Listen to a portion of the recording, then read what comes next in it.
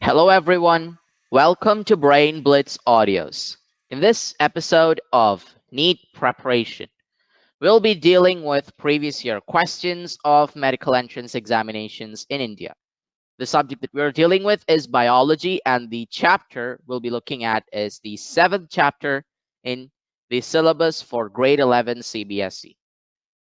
The name of the chapter is Structural Organization in Animals. Let's begin with the first question. In frogs, gastrulation process involves A. Epiboly, B. Emboly, C. Invagination, D. All of these. Let's look at our question first. The term gastrulation involves the formation of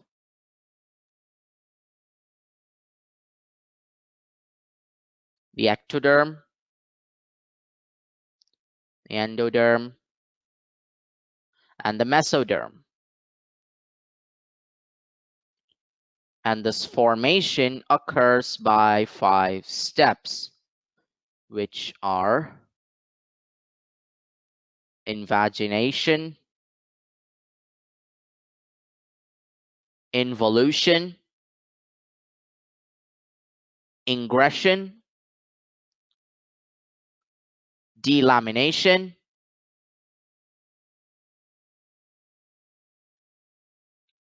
and epiboly. And invagination can also be referred to as emboly. So if you look at our 5 steps, you find that options A, epiboly, B, emboly, and C, invagination, are all present. So the right answer will be option D, all of these. This is the most correct answer among the 4 because these, the option D, it captures most of the 5 steps, while these only capture 1 step at a time. So A, B, and C are given as incorrect, while D is correct since it contains all of the above. Our next question. The structure which remains unchanged during metamorphosis of a tadpole is A, lung, B, heart, C, nervous system, and D, intestines. So the structure which remains unchanged cannot be repaired.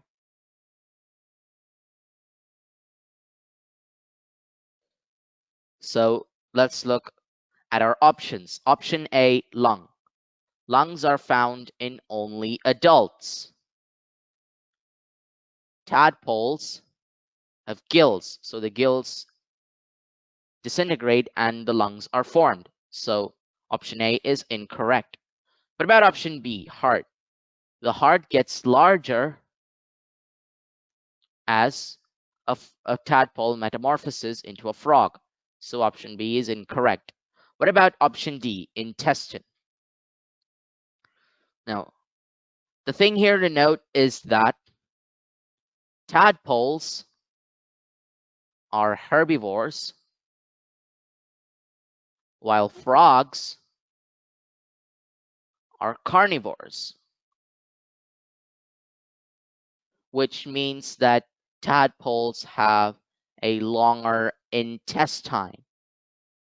So in order to turn into a frog, the intestine is shortened, so it is changed.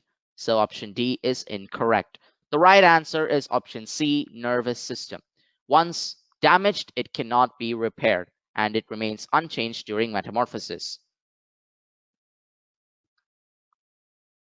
Next question. Which gland plays a key role in metamorphosis of a frog? Is it A, adrenal, B, thyroid, C, thymus, or D, pancreas? Let's look at each of our options.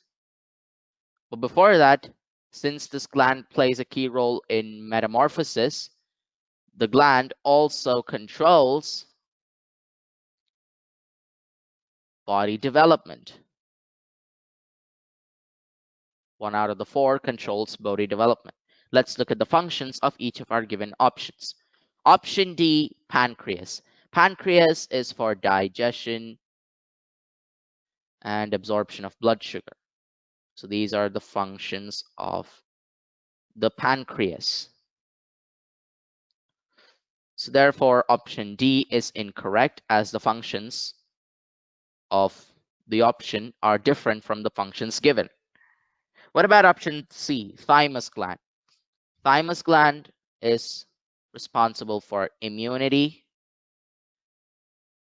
and it secretes T lymphocytes, which are a kind of white blood cells in combating diseases and foreign particles. So option C is also incorrect. The function is different.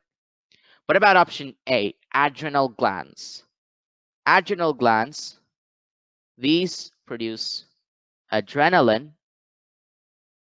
which tells what to do when we are afraid. So it gives us the response to fear. Therefore, option A is incorrect. The right answer is option B, thyroid gland, which secretes thyroxine that helps in metamorphosis of frogs. Next question. The major protein of connective tissue is A, myosin, B, collagen, C, melanin, D, keratin. Which of these four are present in connective tissue in large amounts? And by connective tissue, we mean tissue such as areolar, tendons, ligaments, etc. The major protein of connective tissue is generally observed to be white in color. Let's look at each of our options. Option D, keratin. Keratin is found in the outer skin. And this is a fibrous scleroprotein, which means it is dead. Therefore, option D is incorrect because keratin is found on the outer skin, while our protein is found on connective tissue. What about option C, melanin? This is a pigment found on the skin. Therefore, option C is incorrect because it's not found in connective tissue, it's found on the skin. What about option A, myosin? Myosin forms muscle fibers. So they are present in the muscular system. Therefore, option A is also incorrect. The right answer is option B, collagen. And the connective tissue, like tendons and ligaments, contain white collagen fibers. So collagen is the major protein of the connective tissue. Next question. The outer covering of cartilage is called A, perichondrium, B, periosteum, C, endosternum, or D, peritoneum. So outer covering is referred to as peri, and cartilage is referred to as chondro. So when we look at our options, we find that peritoneum covers abdominal organs like the pancreas, liver, etc. So option D is incorrect. Option C, endosternum. These are bone processes. That means structures on bones which are present in the sternum of insects. Therefore, option C is incorrect. What about option B, periosteum? So peri means outer covering, but osteum refers to bone. So these are outer covering of bones. The right answer is option A, perichondrium. Peri refers to outer covering and chondros refers to cartilage. So perichondrium is outer covering of cartilage. Next question. The protoplasmic segment of a striated muscle fiber is termed as A, sarcoplasm, B, sarcomere, C, neuromere, and D, metamere. Now, when muscle is being mentioned, it is referred to as sarco. And so since muscles are referred to as sarco, we find that options C and D are incorrect because they do not contain sarco. Neuromeres are segments of CNS, the central nervous system, while metameres are body segments, which are commonly found in insects. So the term sarco has reduced our options down to two, sarcomere or sarcoplasm. The next part of the question that we should be looking at is this, protoplasmic segment. The protoplasm refers to the cytoplasm plus nucleus. Basically, it refers to everything of the cell inside the plasma membrane, while sarcoplasm is only the cytoplasm of muscles. So option A is incorrect. The right answer is option B, sarcomere. These are the units of a striated muscle fiber. The protoplasmic segment, which is the unit of a striated muscle fiber, which is known as sarcomere. Our next question.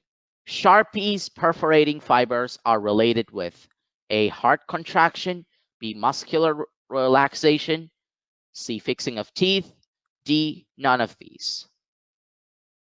Sharpie's perforating fibers are usually found in jawbones. Having said that, let's look at each of our options. Option A, heart contraction. Heart contraction is taken by cardiac muscles, which contain muscle fibers.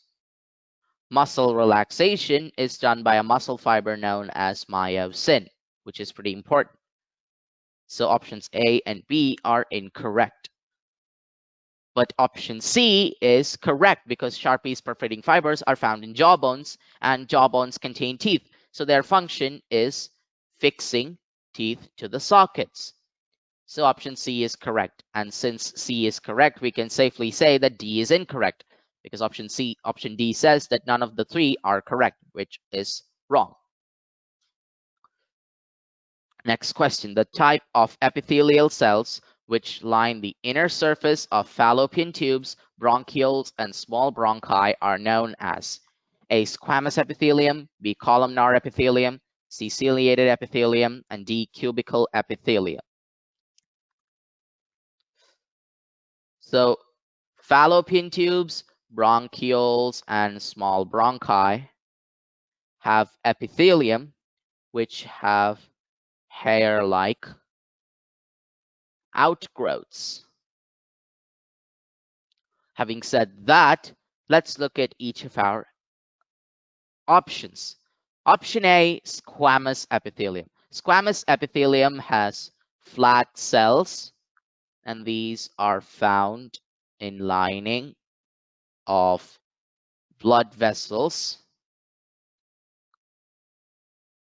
and the mouth. So option A is incorrect because squamous epithelium contains flat cells.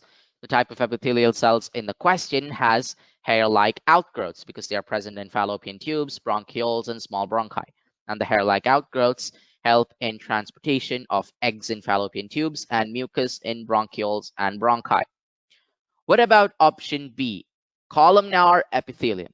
Now these have tall cells and they secrete mucus. So they're found in stomach, where mucus is pretty important, and the intestines. So option B is also incorrect. What about option D, cubical epithelium? The cubical epithelium, it is found in glands, the kidney, where it lines the kidney, and also it produces eggs in ovary. So the cubical epithelium has cells which are like cubes. So option D is also incorrect. The right answer is C, ciliated epithelium. The term cilia refers to eyebrow, which deals with hair-like outgrowths. So ciliated epithelium contains hair-like outgrowths, and they are present in fallopian tubes, bronchioles, and small bronchi. Note that ciliated epithelium is a specialized version of the columnar epithelium. Next question. Tadpoles of a frog can be made to grow as giant-sized tadpoles if they are A, administered antithyroid substance like thiourea, B, administered large amounts of thyroxine, C, reared on a diet rich in egg yolk, D, reared on a diet rich in both egg yolk and glucose. So in order to make tadpoles into giant-sized tadpoles, there should be no differentiation. That is point number one. Point number two, tadpoles are herbivores. Since tadpoles are herbivores, rearing them on a diet rich in egg yolk or glucose is not going to work. So option C and D are incorrect because tadpoles are herbivores. What about option B, administered large amounts of thyroxine? The problem is thyroxine helps in differentiation. So that makes a tadpole into a frog and not a giant tadpole. So if you administer large amounts of thyroxine, you'll get a frog faster instead of a giant-sized tadpole. So option B is also incorrect. The right answer is option A, administer antithyroid substance like thiourea.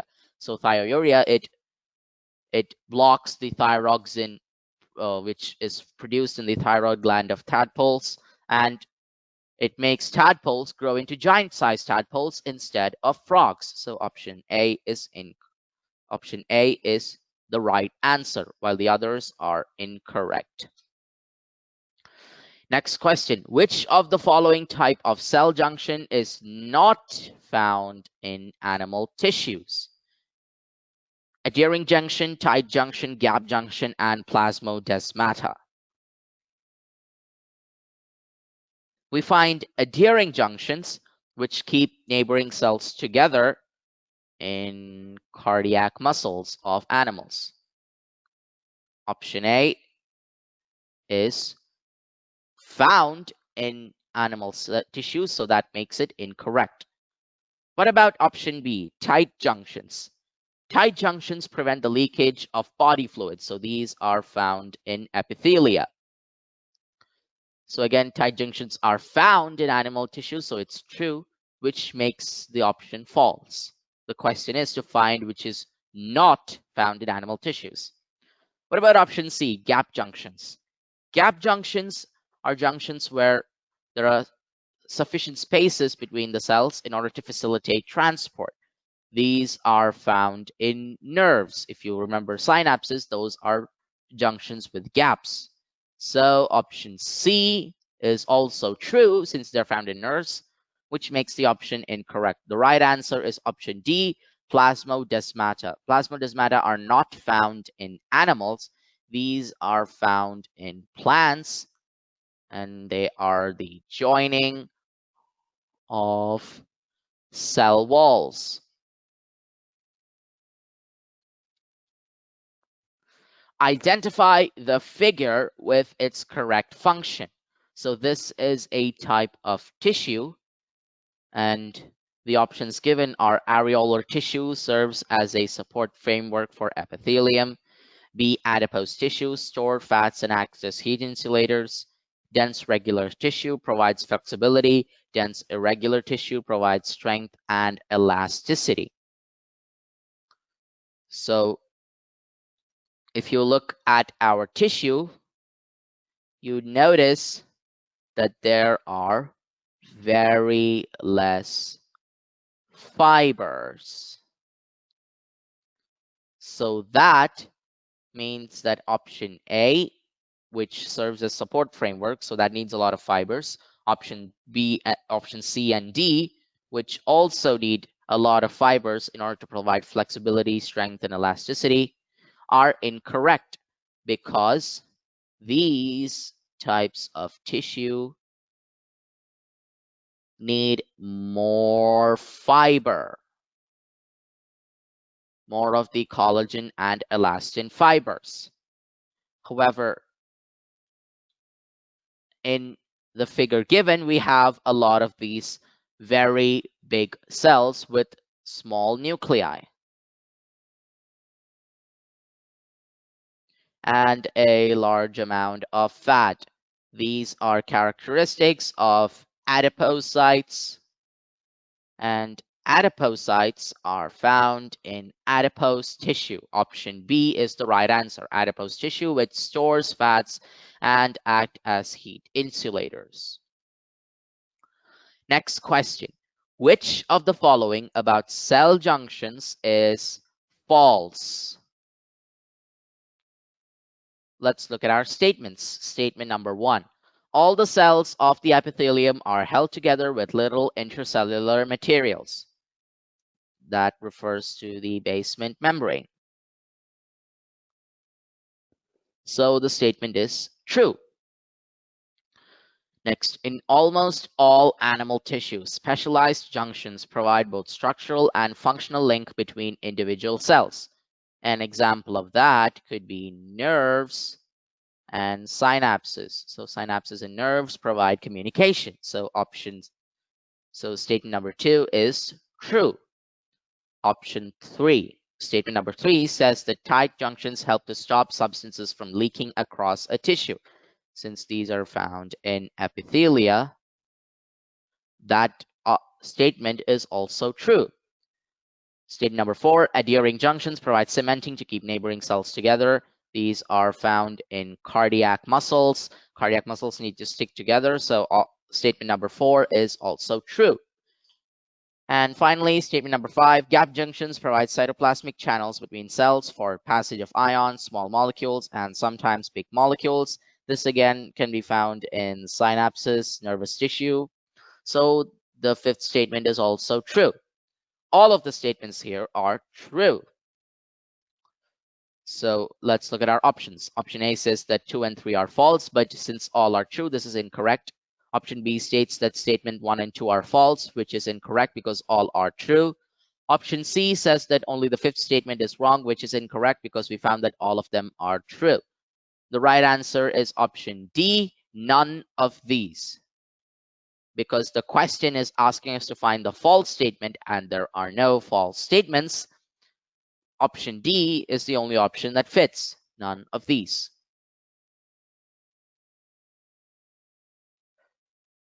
Let's look at the following statements and find which of the statements is true. So statement number 1, the shape of the cells may vary with the function they perform. The statement is true. If you've seen red blood cells, they have biconcave shape for maximum carrying of hemoglobin, while white blood cells have a different shape for a different function. So shape of the cells may vary with the function they perform, which is true. Human RBC is about 7 micrometers in diameter.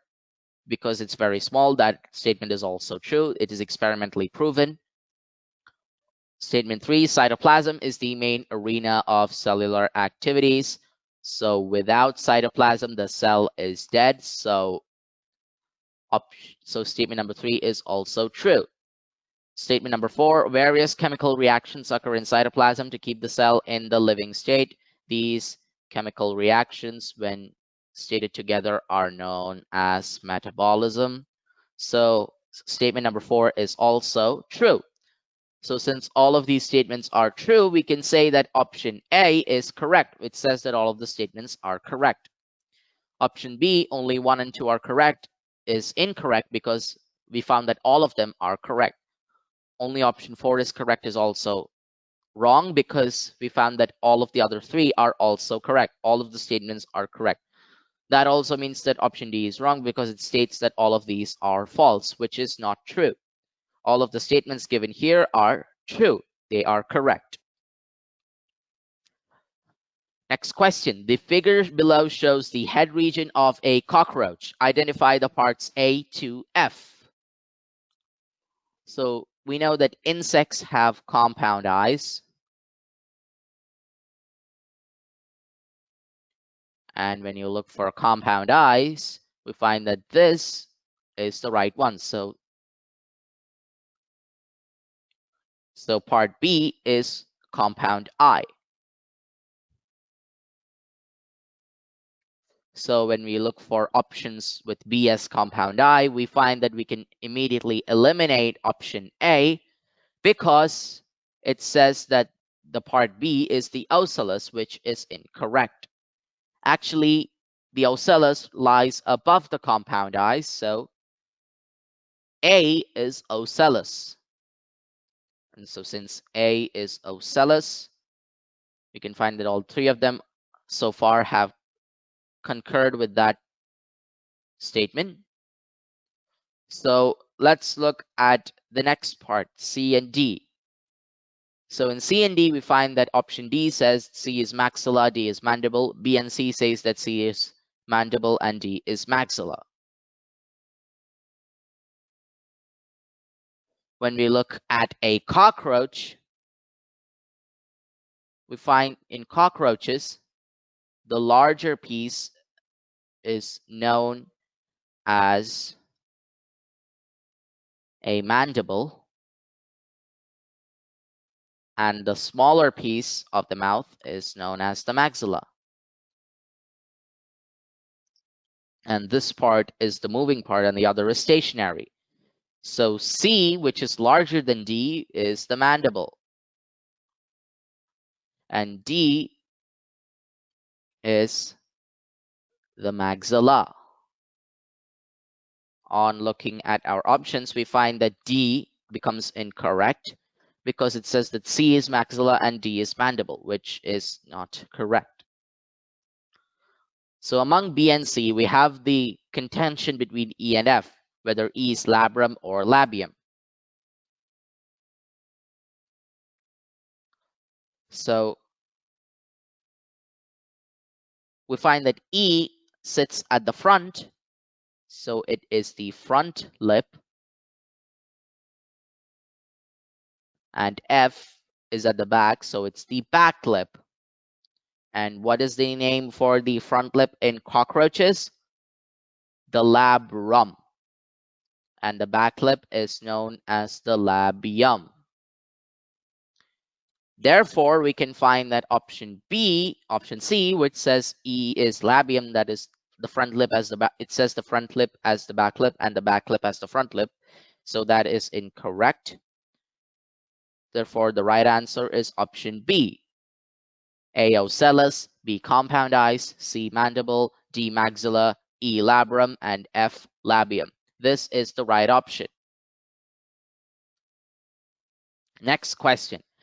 Male cockroach can be identified from the female by the presence of. So we need to find a structure that is present in males but not in females.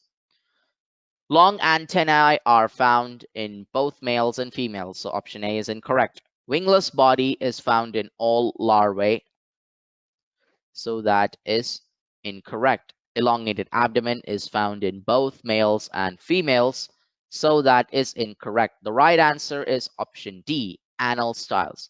These are found only in males. Males contain an anal cerci plus anal styles. And females contain only an anal cerci. Therefore, option D is correct. Next question. The sensory papillae in frogs are associated with A, smell, B, hearing, C, respiration, D, touch.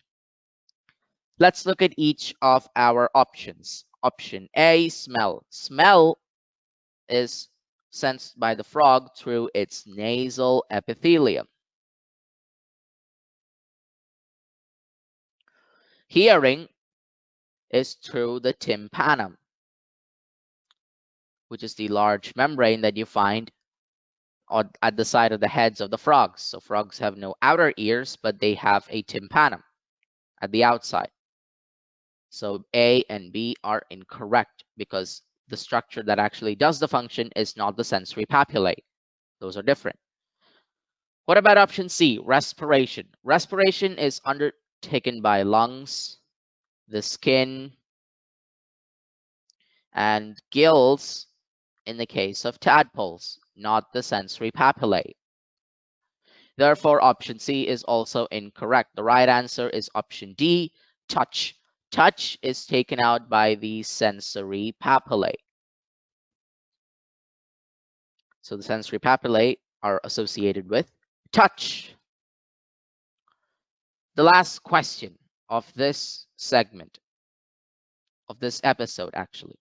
In earthworms, setae are present in all segments except the first and the last segments, first segment and the clitellum, the first segment and the clitellum and the last segments. The clitellum secretes mucus and it has to be fluid, so setae are not present.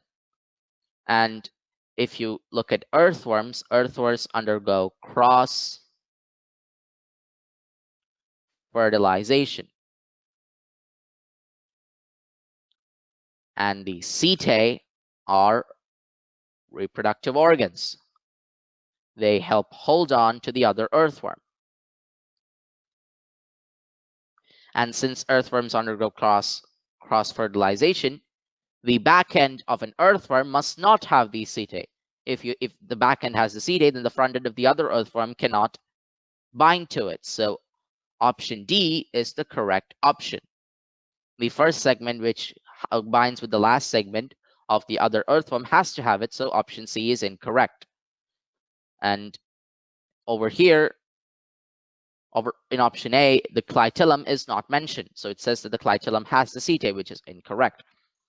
And in option B, it says the first segments do not have setae, which is incorrect. The last segments do not have setae, so option B is also incorrect. The right answer is option D, clitellum and last segments. This can be found out because earthworms undergo cross-fertilization and the setae are reproductive organs. So that ends this episode of NEET preparation. We hope you found this video interesting. For more of such useful content, please visit our YouTube channel, Brain Blitz Audios, and subscribe to our channel. We'll be back with more useful and interesting content such as learner words, mind maps, NEET preparation, etc. Until then, take care, stay safe, ta-ta for now.